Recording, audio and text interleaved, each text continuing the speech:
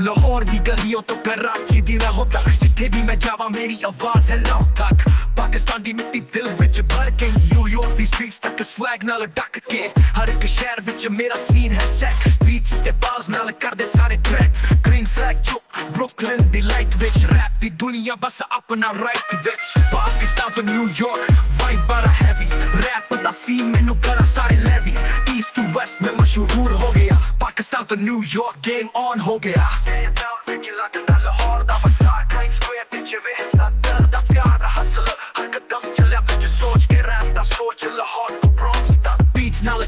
mic ते कतल करिए न्यूयॉर्क ते लाइट्स ते लाहौर वाली धुन बनाइए कुड़ियां ना नचन मुंडे करते राइट हर सिटी विच मैनू वेख कर दे प्राइड पाकिस्तान तो न्यूयॉर्क वाइब बड़ा हैवी रैप दा सीन मैनू करा सारे लेवी ईस्ट टू वेस्ट में मशहूर हो गया पाकिस्तान तो न्यूयॉर्क गेम ऑन हो गया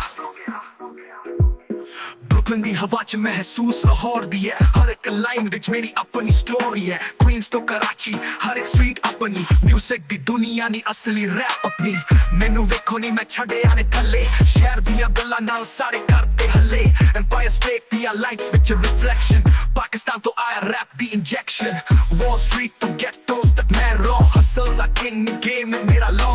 पाकिस्तान दा पुत्र पर दुनिया दी आवाज न्यूयॉर्क दी बीट ते पाकिस्तान दी जज्बात पाकिस्तान तो न्यूयॉर्क वाइब बड़ा हैवी रैप दा सीन मैनू करा सारे लेवी ईस्ट टू वेस्ट में मशहूर हो गया पाकिस्तान तो न्यूयॉर्क गेम ऑन हो गया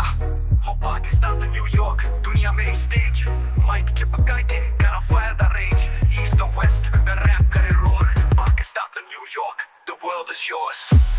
the song blends the cultural journey from Pakistan to New York showcasing pride hustle and the global reach of hip-hop and energy reflects the grit of both Lahore and New York with a powerful east to west vibe